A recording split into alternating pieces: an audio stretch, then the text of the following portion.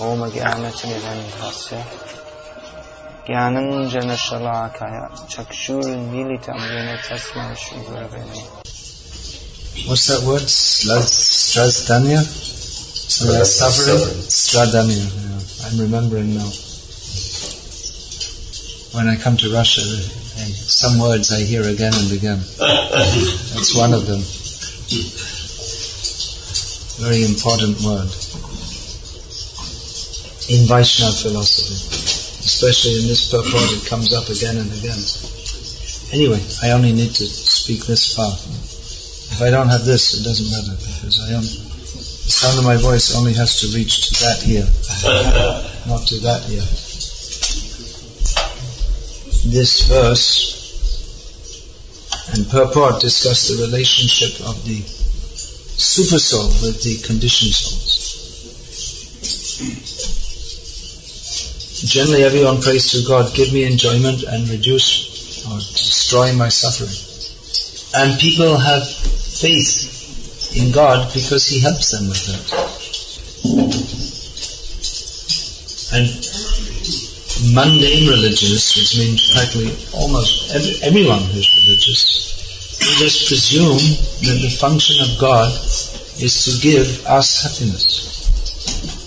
And yeah, actually He does in many cases. At least He gives a sense of succor and support. There's one story,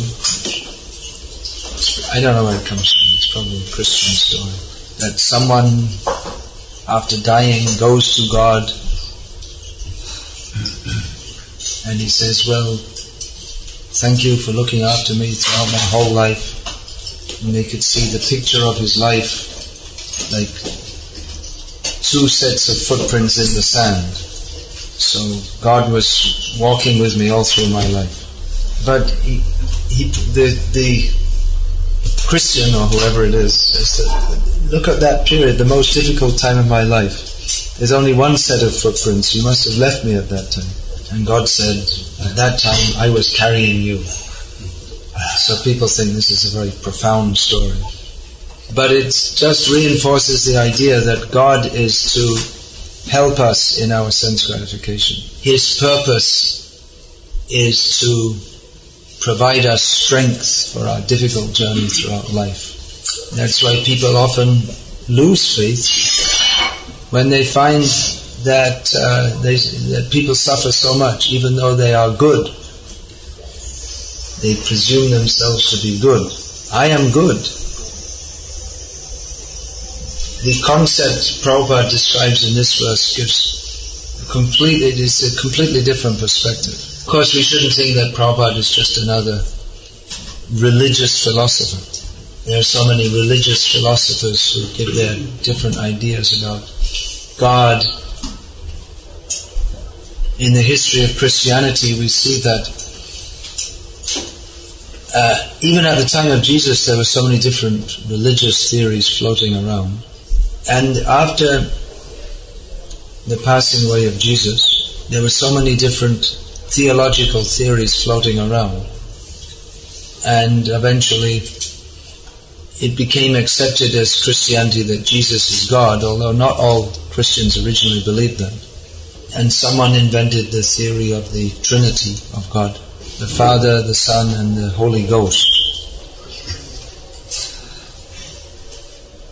You have that in Orthodox Christianity also?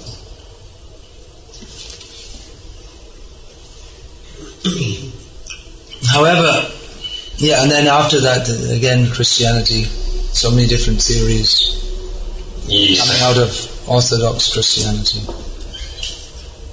So when we say Prabhupada is presenting here, we don't mean to say that he's another religious theorist. He is an Acharya. Now, the basic definition of Acharya is Achinoti Yah Shastrartham, who has absorbed and assimilated and realized the meaning of Shastra. Acharya Sthapyatyapi. He establishes on the basis of Shastra what is the proper course of action for others. Swayam acharate yasmad, and he also follows himself. He's not just talking about it, but he establishes by his own behavior. Acharya stena kirtitaha. Such a person is glorified as an acharya. So this is the basic description of an acharya according to the Puranas. In Bhagavad-gita also those who are fit to give diksha are called tattvadarshi, which Prabhupada translates as those who have seen the truth. So Prabhupada is not just speaking from a platform of theoretical philosophy, but of total realization that the Paramatma is present in everyone's heart. And he gives opportunities for sense enjoyment. And he also gives the suffering that is intrinsically concomitant with enjoyment. We all want to enjoy in this material world. What's the word for enjoyment? Sanskrit word, not Russian word. It's not sukha. Bhoga. Sukha means happiness. There's a difference. Happiness is expected to be the result of bhoga. But that's just the point I wanted to make, because what kind of bhoga is there in this material world? What does Krishna say in Bhagavad-gita?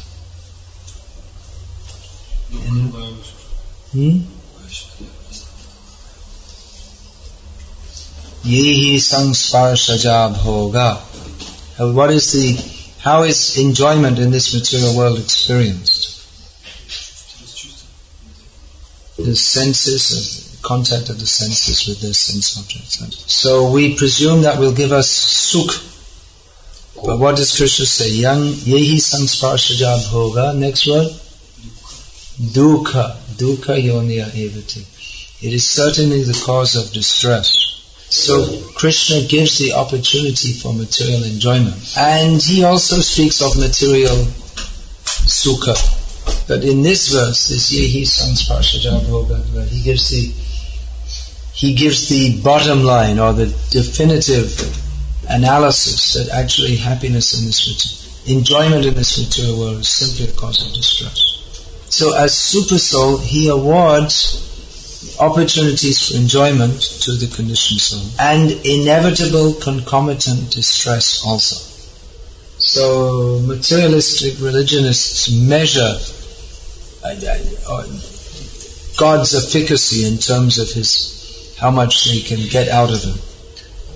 But the Vaishnava understanding, or the real understanding that is given by the realized acharyas, is that he gives happiness and distress in this material world, but that he also gives us instructions by which we can understand that all this happiness and distress is all useless, it's all distressful. And that our real benefit comes when we stop telling God what to do, give me this, give me that, and stop arrogantly theorizing about what he might be, as if we had any qualification to do so.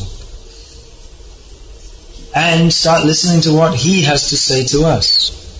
Of course, he speaks to different people at different levels. But we should consider, is this God's highest message? Enjoy yourself in this material world with my help. Certain people think that God is partial to them.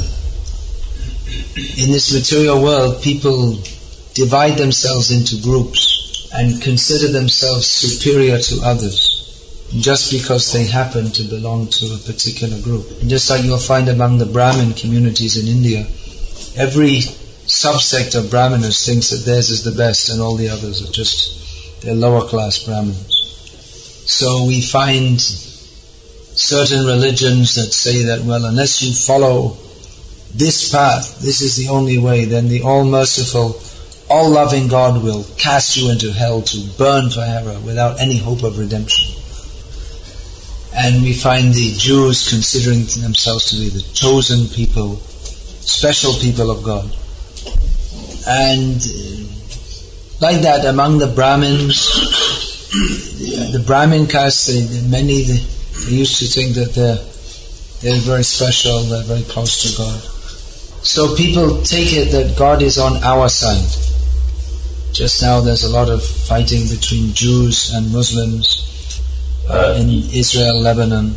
So the Jews are praying to God, help us, O God, to kill these nasty Muslims. And the Muslims are praying, help us, O Allah, to destroy these evil Jews. Prabhupada gave the example that the householder is praying, please protect me from the thief. And the thief is praying to God that please help me to make a successful robbery. So Prabhupada said that God becomes perplexed.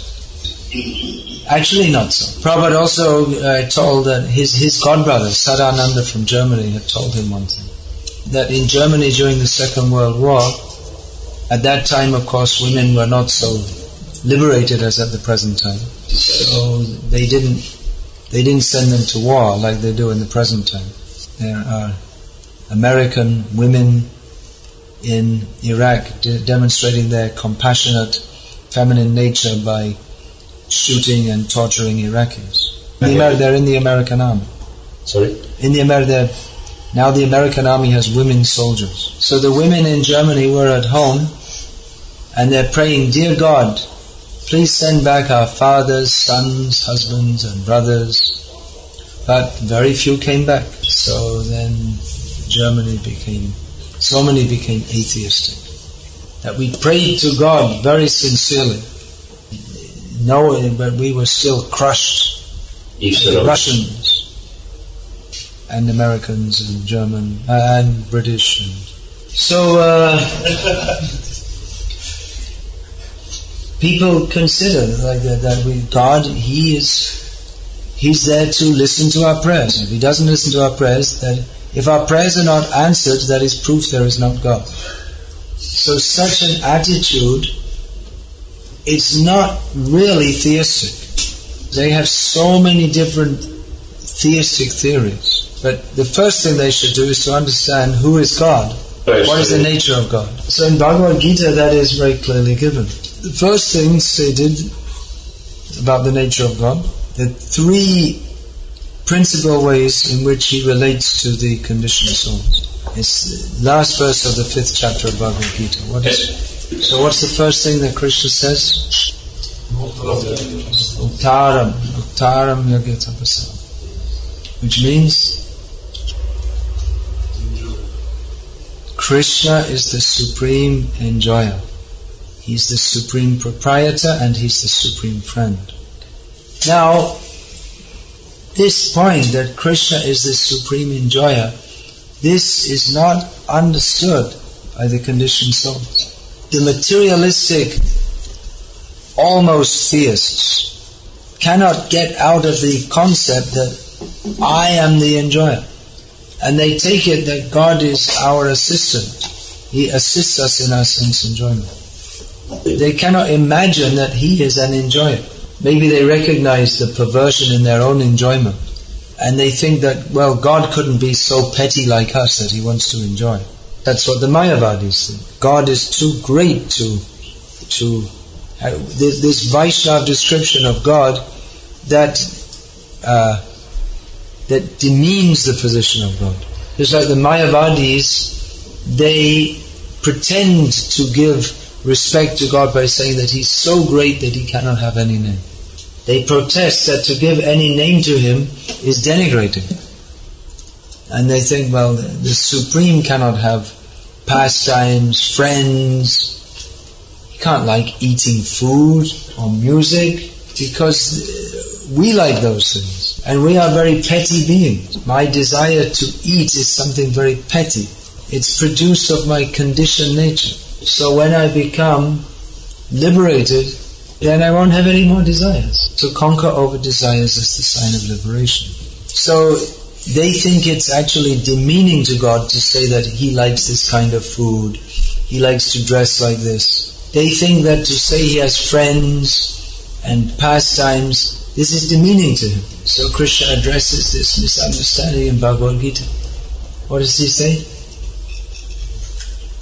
No, I was looking for something else, another verse. That's also okay. Param bhava majananta. They do not know my param bhava. I was thinking of Janma Karma Chame Divyam Ivangyo Veti Tatvadaha Tajvandeyam Punar Janma Na. That Krishna's pastimes are all transcendental. They are activities which in many ways resemble those of the conditioned souls, but they are different entirely in quality. Etad ishanam ishasya prakritistho pitad gunay nayujjate sadatmasthayar yata buddhis sadashraya. That the quality of being God, or the Etad Ishan, is that he is, or the very symptom of that he is being God, is that even though he's present within this material nature, he remains transcendental to him. And not only he, but anyone who takes shelter of him, they also become transcendental. So this is the basic point which gives us entrance into genuine God consciousness. There are many scholars of Bhagavad-gita, highly qualified. Some of them, they can recite the Bhagavad-gita, all the verses backwards. They know it so well. Who knows all the verses of Bhagavad-gita? And there are people with such good brains and such taste in Bhagavad-gita that they memorize it all. But they don't understand, in most cases they don't understand. Because somehow or other they fail to grasp the point that Krishna is supreme. And thus they either accept God but they don't accept that he's Krishna. Because they say that, well, Krishna is just mythology. Or they say that the tribal god Krishna got spliced onto the Vedic god Vishnu. Spliced? What do you mean got joined together with? Or they accept Krishna. Yes, Krishna is a very good philosopher, but they don't accept that he's God. Or they may accept that Krishna is God, but they don't know what God means. So, what is the meaning of God? That is explained earlier in this chapter with the very important word adhokshaja, which means one who is not perceived or experienced by the mundane senses, beginning with the eyes, the sense of seeing. One who is above that. So if we attempt to see Krishna without coming to the transcendental platform, so we might see Krishna but not in all his glory. If our consciousness is not transcendental, then if we see Krishna, we will see a lump of stone or wood or whatever. But in the beginning of Srimad Bhagavatam, in one verse, the actual, highest spiritual principle is described. What's that verse? Savai pungsam ito bhaktiya adhokshaje. Then? Every word in this verse is so important. What is the param dharma, supreme occupation? Is it developing the economy so that every square inch from 30 kilometers from the center of Moscow is covered with high-rise buildings? Is it helping the poor? No. Bhakti to the Supreme Lord. The Supreme Lord is specifically defined in this verse as adhokshaja, that he who is above the perception of the material mind and senses. And that bhakti that has to be executed incessantly, non-stop, 24 hours, 7 days a week, 52 weeks a year. If you got the Russian numbers? Living too long in England.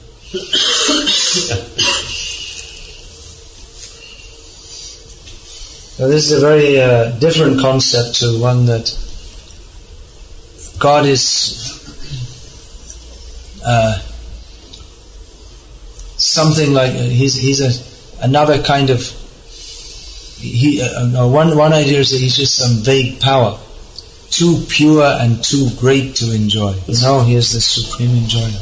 But his enjoyment is pure and great. Now we cannot understand how enjoyment can be great, because enjoyment degrades. Just like if we run off with someone else's wife, that is a very degrading activity. But when Krishna apparently does that, that is the supreme purifying activity. That is described in the 10th canto of this great work, not in the 1st canto. It takes some time to understand this great work. And it really is a great work, isn't it? I mean, this is just the 1st canto.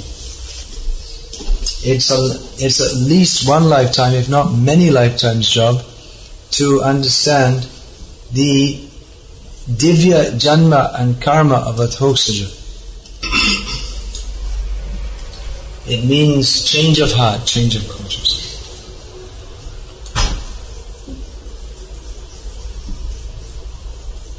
Change means here not just a slight adjustment, but a wholesale change in our looking at reality from a completely different perspective.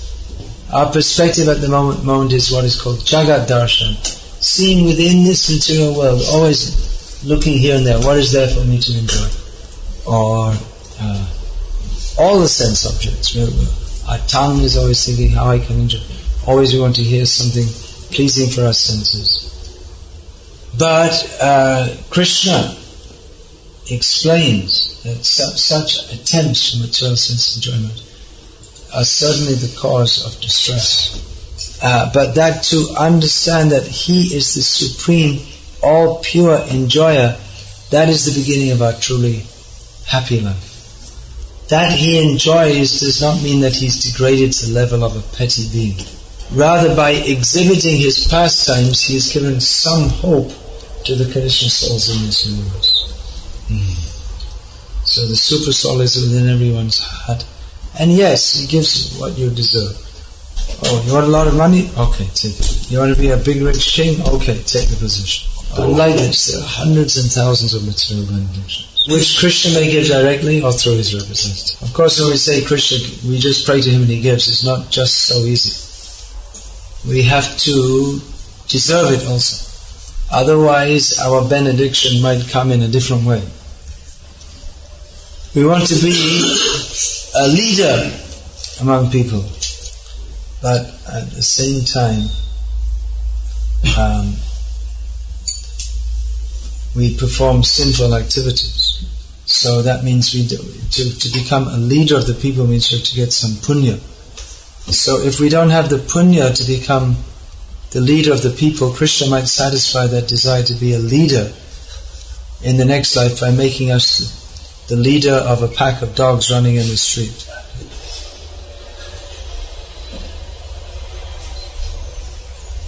Krishna He comes in this world to show His beautiful pastimes. And He teaches Bhagavad-gita. And He says, in Prabhupada's words, just give up all this nonsense and surrender to me. Real human civilization begins with Varnashram Dharma. Krishna says, give that up and surrender to me. Give that up and surrender to me.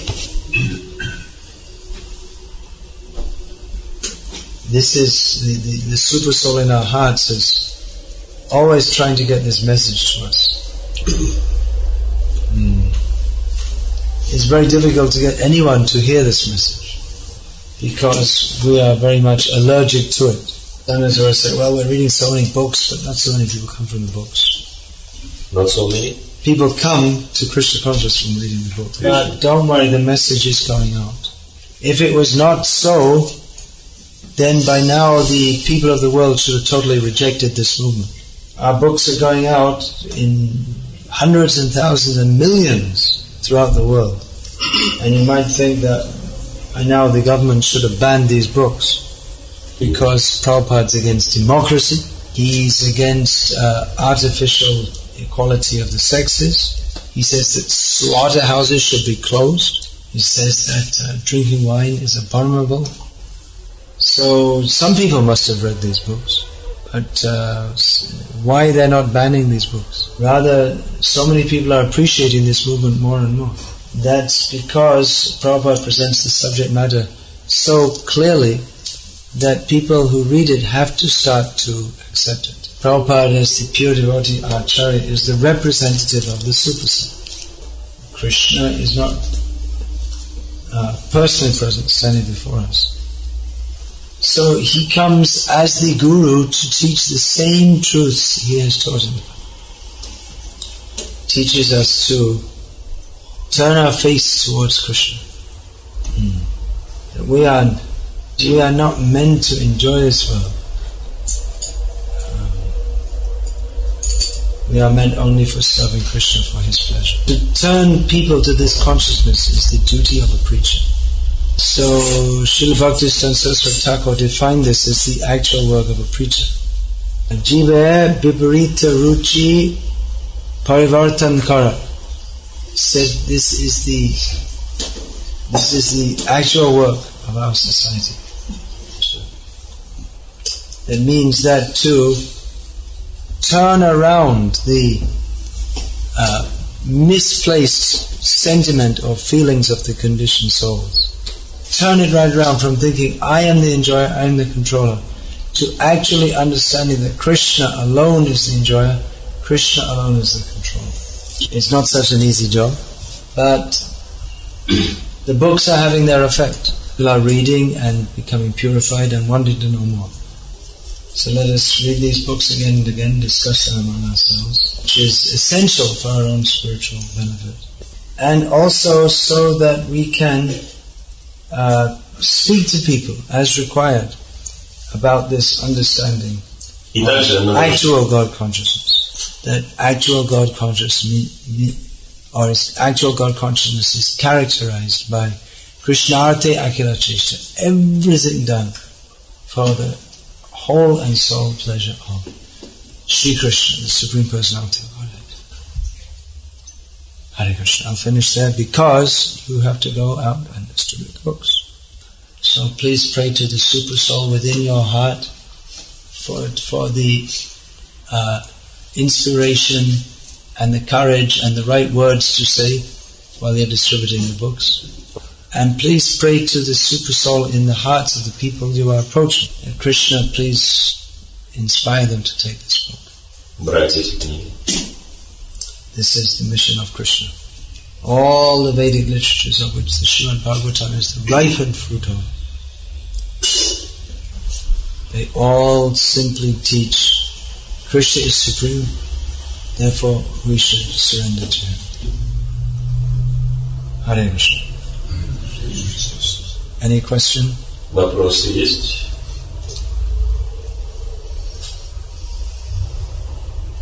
This is a very important chapter.